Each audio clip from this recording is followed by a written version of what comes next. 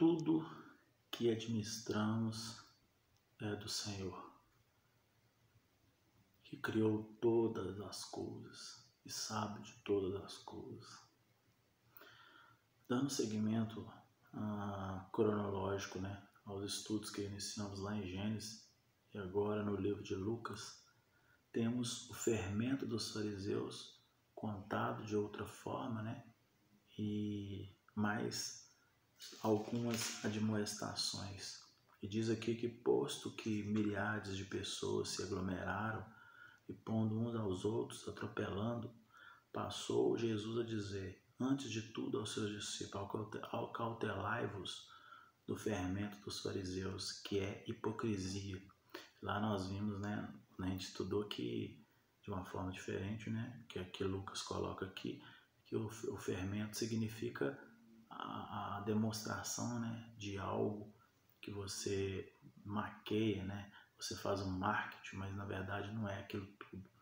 E os fariseus, eles eram hipócritas, Nada há encoberto que não venha a ser revelado, e oculto que não venha a ser conhecido, porque tudo o que disseste escusas será ouvido em plena luz, e o que diz aos ouvidos no interior da casa será programado nos eirados. Digo-vos, pois, amigos meus, não temais o que mata o corpo. Depois disso, nada podem fazer. Eu, porém, vos mostrarei a quem deveis temer. Temer aquele que, depois de matar, pode mandar lançar a alma no inferno, no tormento da alma. Sim, digo-vos, a esse deveis temer. Não se vendem 5 pardais por 2 ases. Entretanto, nenhum deles está em esquecimento diante de Deus. Ele pergunta, não se vendem 5 pardais por 2 ases? Entretanto, nenhum deles está em esquecimento diante de Deus. E aí ele diz uma coisa aqui que eu não tinha referência, eu não tinha certeza, tinha na Bíblia, já ouvi muito, e realmente tem, que diz, até o cabelo das vossas cabeças estão contados. Não temais, bem mais vale do que muitos pardais, Digo-vos ainda, todo aquele que me confessar diante dos homens, também o Filho do Homem o confessará diante dos anjos de Deus. Mas o que me negar diante dos homens será negado diante dos anjos de Deus. Todo aquele que proferir uma palavra contra o Filho do Homem, isso lhe será perdoado. Mas para o que blasfemar contra o Espírito Santo não haverá perdão. Quando vos levares à sinagoga e perante os governadores e autoridades, e aí diz aqui, não vos preocupeis quanto ao modo por que respondereis, nem quanto às coisas que tiverdes de falar, porque o Espírito Santo vos ensinará naquela mesma hora as coisas, que deveis dizer. Então, é como eu digo, não confio nem em mim mesmo, somente nele, o Criador de todas as coisas. E aqui também nós vemos Jesus reprovando a avareza, em Lucas 12, que nós lemos de 1 a 12, agora de 13 a 21, diz que nesse ponto um homem que estava no meio da multidão lhe falou, mestre, ordena a meu irmão que reparta comigo a herança. Mas Jesus lhe respondeu, homem, quem me constituiu juiz ou partidor entre vós? Então a gente via que pouco ele entrava nesses méritos de disputas humanas, coisa muito do ser humano, Então ele respondeu, tende cuidado e guardai-vos de toda e qualquer avareza, porque a vida de um homem não consiste na abundância dos bens que ele possui. E lhe proferiu ainda uma parábola, dizendo, o campo de um homem rico produziu com abundância, e arrazoável consigo mesmo, dizendo, que farei, pois não tenho onde recolher os meus frutos. E diz, farei isso, destruirei os meus celeiros e as reconstruirei maiores, e aí recolherei todo o meu produto e todos os meus bens.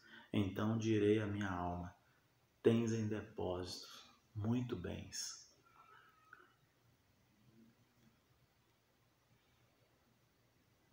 Para muitos anos, descansa, come, bebe e regala-te.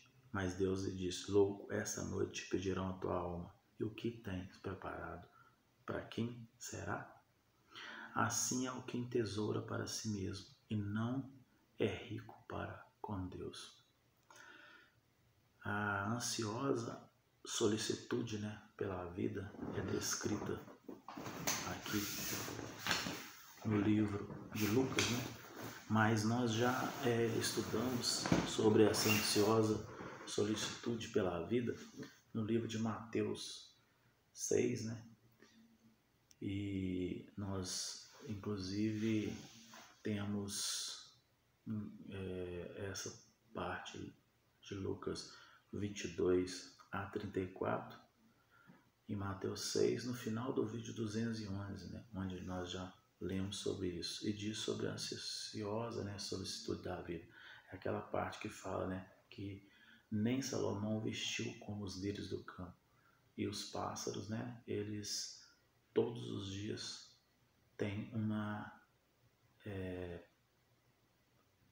forma, né, de ir e vir e comer e beber.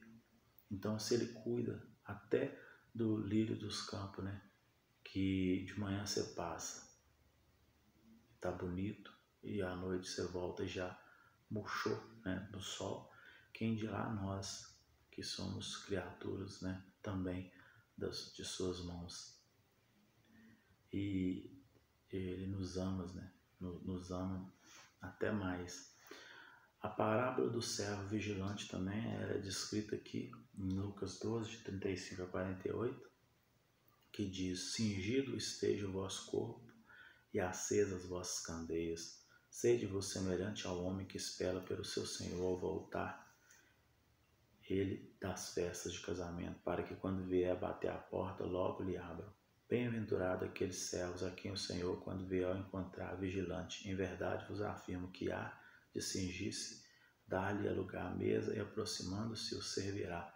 Ele está fazendo analogia ao Senhor ao voltar, né, e pegar nós vigilantes na questão principalmente do amor ao próximo, né, e do amor a Deus acima de todas as coisas. Sabeis, porém, isso, se o pai da família souber a hora que viria o ladrão, o que ele faria, né? Não deixaria o arrombar. Ficai também vos apercebido, porque a hora que não cuidais, o Filho do Homem virá. Então Pedro perguntou: Senhor, profere esta parábola para nós ou para todos? E disse o Senhor: quem é, pois, o mordomo fiel e prudente, a quem o Senhor confiará os seus conservos para lhe dar o sustento a seu tempo? Bem-aventurado aquele servo a quem o Senhor, quando vier, achar fazendo assim. Verdadeiramente vos digo que lhe confiará todos os seus bens. Mas se aquele servo disser consigo mesmo: meu Senhor tardar em vir e passar a espancar os criados e as criadas, e a comer, beber, embriagar-se, virá o Senhor daquele servo em dia que não espera e a hora que não sabe, castiga-lo-á, lançando-lhe a sorte com os infiéis. Aqui mostra uma analogia muito interessante sobre aqueles que, ao invés de trabalhar e estar cansado, exausto, no dia que eu me sinto assim, eu falo: hoje foi um dia produtivo. Mas ao invés disso, explorar o outro para que consiga regozijo, o juízo virá sobre este, em dias de juízo, né? Porque hoje ainda a gente está em tempos do amor, né, de programar a graça de Deus, mas o juízo virá, e virá principalmente sobre esses, porque pecadores todos somos. Não que devemos viver na prática do pecado, mas ele admoesta que muito mais quanto a essa vigilância no sentido, né, de amar a Deus sobre todas as coisas e amar o seu próximo. Ou seja, amar a Deus, então você não tem amor a nada que você tem de patrimônio, e amar o próximo também, não o fazendo, né, como se fosse uma propriedade para você reter algo que te trará riqueza aqui nessa terra. Não que tenha algum problema em você ter bens e abençoar até ser bênção, mas a questão aqui é algo de explorar o seu irmão, né, em prol de objetivos alheios. E diz aqui, né, que aquele servo, porém, que conheceu a vontade do seu Senhor e não se aprontou, nem fez segundo a sua vontade, será punido com muitos açoites. Quer dizer, sabia, porém não fez. Quantos hoje fazem isso, né? Nós fazemos. Aquele, porém, que não soube a vontade do seu Senhor e fez coisas dignas de reprovação, levará pouco açoites, porque esse não sabia, né? Mas aquele quem muito for dado, muito lhe será exigido. Então, quanto mais conhecimento, aquele que muito se confia, muito mais lhe pedirão. E agora, nesse momento, né, eu vejo, após essa parábola do servo vigilante de Lucas 12, né, de 35 a 48, vem uma parte falando sobre Jesus que traz fogo e dissensão à terra. Uma parte que até talvez é difícil de entendermos, que diz, do 49 ao 53 de Lucas 12, eu vim para lançar fogo sobre a terra, e bem quisera que já estivesse a arder. Tenho, porém, um batismo com o qual hei de ser batizado, e quanto me angustio até que o mesmo se realize. Supondes que vim para dar paz à terra? Não, eu vos afirmo, antes de divisão, porque daqui em diante estará 5 dividido numa casa, 3 contra 2 e 2 contra 3. Estarão divididos pai contra mãe, filho contra pai, mãe contra filho, filho contra mãe, sogra contra nora e nora contra sogra. Aquela famosa frase interessante, né?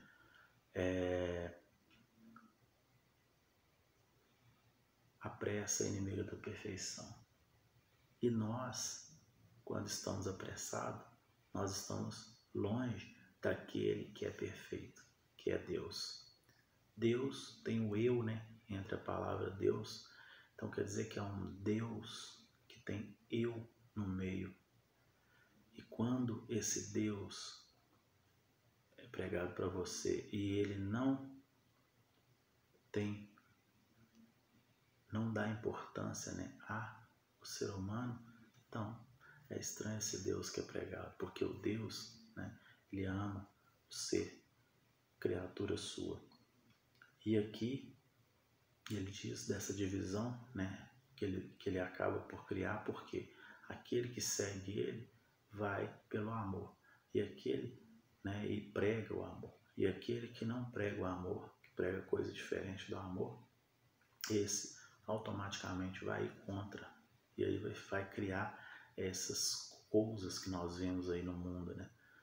Aqueles que estão em paz, que estão em tranquilidade, que não está apressado, tem calma para observar e perceber Deus. E aquele que anda, né, como louco e não percebe que ele está em todos os lugares, né, todo o tempo, de formas variadas. Os sinais do templo também é narrado aqui, né, em Lucas 12, de 54 a 59, que diz que disse também às multidões: quando vedes aparecer uma nuvem no poente, logo dizeis que vem chuva, e assim acontece. Quando vedes soprar o vento sul, dizeis que haveis calor, e assim acontece. E hipócritas, sabeis interpretar o aspecto da terra e do céu, entretanto não sabeis discernir essa época em que vives, né? Por que não julgais também vós mesmo que é justo? Quando fores com o teu adversário magistrado, esforça-te para te livrar desse adversário no caminho, para que não suceda que ele te arraste ao juízo, o juiz te entregue ao meirinho e o meirinho te recolha à prisão. Digo-te que não sairá dali enquanto não pagares os últimos centavos. Então, se você exige, né, e não perdoa, assim também será cobrado de você. Então, às vezes sabemos, né, fazer todas essas coisas, mas não sabemos julgar o que é justo.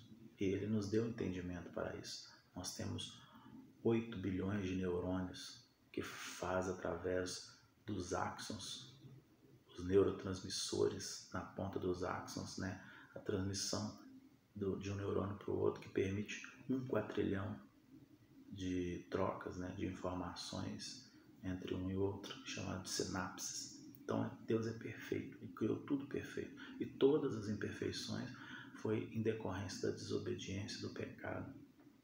Porém, às vezes nós não usamos, né, essa capacidade para julgar hipocritamente o que é justo, porque nós, bem, se voltarmos para ele, sabemos discernir. A morte dos galileus e a queda da torre de Siloé é narrada aqui uma coisa muito interessante.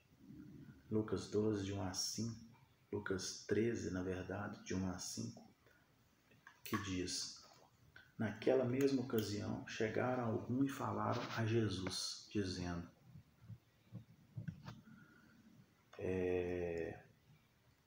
a respeito dos galileus, cujo sangue Pilatos misturava com os sacrifícios que os mesmos realizavam. Ele, porém, lhe disse: pensais que esses galileus eram mais pecadores do que todos os outros galileus, por terem padecido essas coisas? Que às vezes acontece o mal com alguém e a gente acha que por ser pecador, isso veio sobre aquela pessoa. Aquela coisa ruim aconteceu por ele ser mal, né?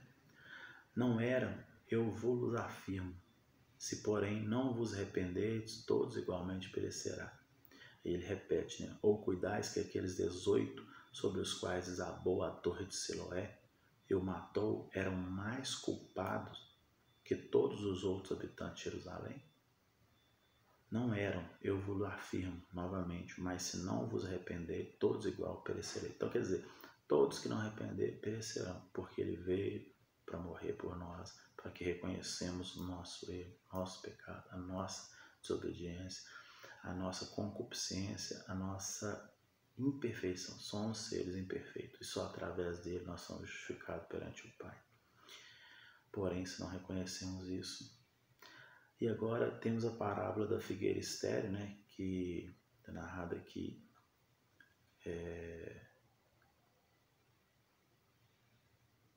em Lucas 12, de 6 a 9, que diz: ora, ensinava Jesus no sábado, e é sensacional essa passagem, né? Numa da sinagoga, e veio ali uma mulher possessa de um espírito de enfermidade, havia já 18 anos, e ela andava encurvada, de modo que não podia endireitar. Vendo Jesus, chamou e disse: mulher, está livre da tua enfermidade. E impondo-lhe as mãos, imediatamente endireitou e dava glória a Deus. Os chefes da sinagoga, indignando-se que Jesus curava no sábado, disse à multidão: 6 dias há que se deve trabalhar. Vinde, pois, nesse dia para seres curado, e não no sábado.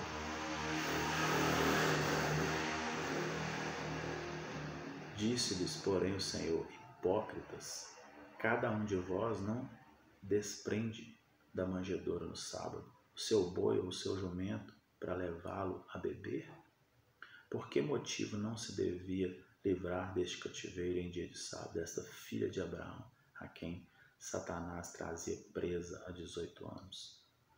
Tendo ele dito essas palavras, todos os seus adversários se envergonharam. Entretanto, o povo se alegrava por todo o glorioso feito que Jesus realizava. Interessante que em algumas referências a gente vê algumas pessoas que nasceu com algum problema e pendurou-se pela vida toda. Aqui tem essa referência aqui sobre essa mulher. E às vezes, eu não sei vocês, mas eu questionava, eu pensava, poxa, mas por que Satanás fez isso com a pessoa mal, né? Por tanto tempo, desde às vezes da nascença.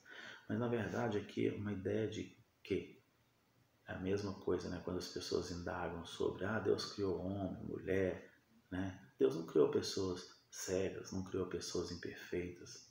Todas as coisas que são diferentes disso, quando ele criou tudo perfeito, vem em decorrência do pecado, da desobediência.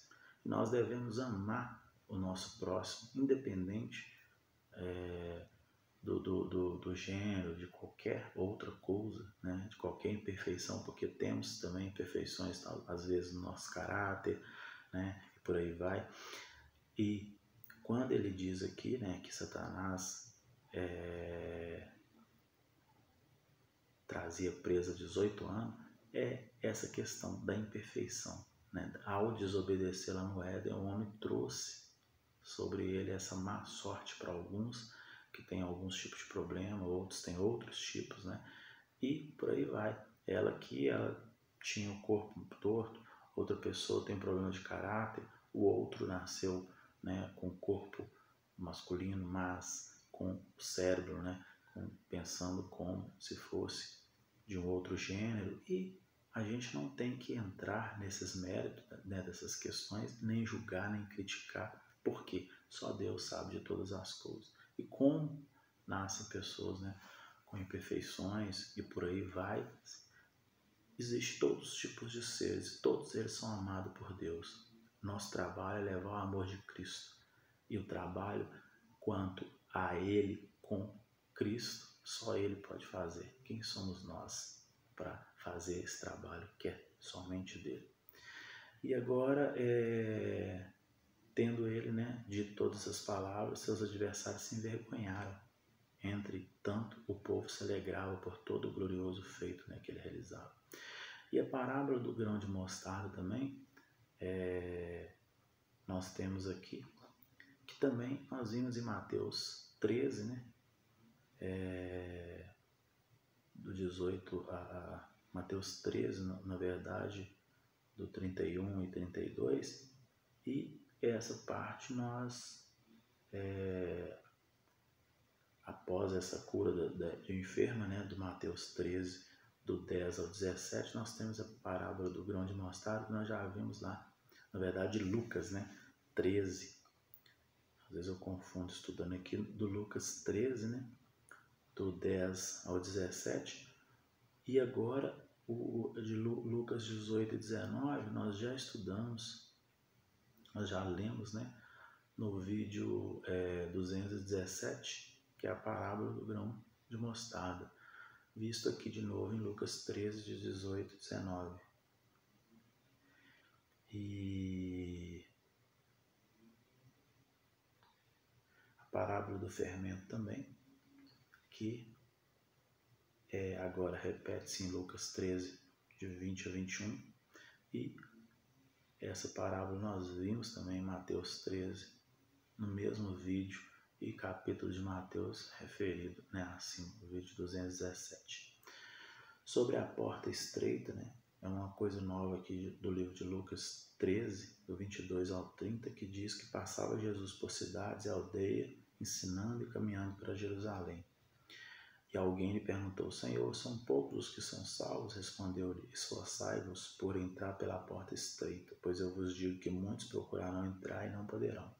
Quando o dono da casa tiver levantado e fechado a porta e vos do lado de fora começardes a bater, dizendo: Senhor, abre-nos a porta, ele vos responderá: não sei de onde sois. Então direis: comíamos e bebíamos na tua presença, ensinava em nossas ruas, mas ele vos dirá: não sei de onde vós sois, apartai-vos de mim, pois, vós todos que praticam iniquidade. Ali haverá choro, ranger de dente, quando virdes no reino de Deus Abraão, Isaque, Jacó e todos os profetas, mas vos lançarão fora. Muitos virão do Oriente, do Ocidente, do Norte e do Sul e tomarão lugares à mesa do reino de Deus. Contudo, há últimos que virão a ser primeiros e primeiros que serão últimos. E Deus não é um Deus sádico. Ele deu o seu Filho para que todos tenham vida, né? E vida em abundância. Porém, esse ranger de dentes, né? Esse choro, não é de um Deus sádico que quer ver aqueles que não o quiseram sofrer. Ele não, ao contrário, ele veio para todos. Porém, ao equivocarmos e ainda continuarmos, se você pegar desde o nosso nascimento, todas as pessoas, né, têm um mal intrínseco dentro dela. Ao comer do fruto, colocou-se o mal para dentro. E o único capaz de equilibrar isso é o seu Filho Jesus. Então, só através dele nós podemos ter acesso ao Pai.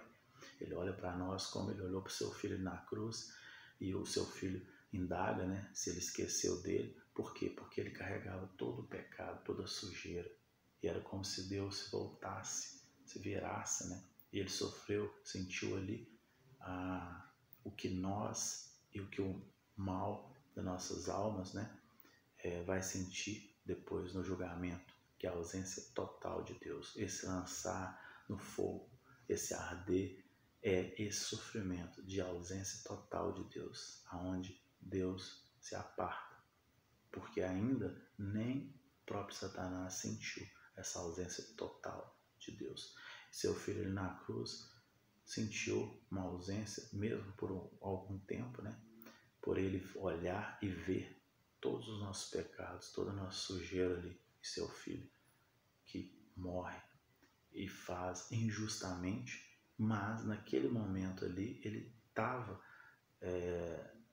justificando, né? Estava sendo feito com ele ali uma justiça do mal, não com ele que não merecia, mas por ele estar carregando o pior de nós. Então seria justo que ele sofresse aquilo, não por ele não, mas por nós, pelo mal que ele representava ali. Aí sim, então é muito interessante.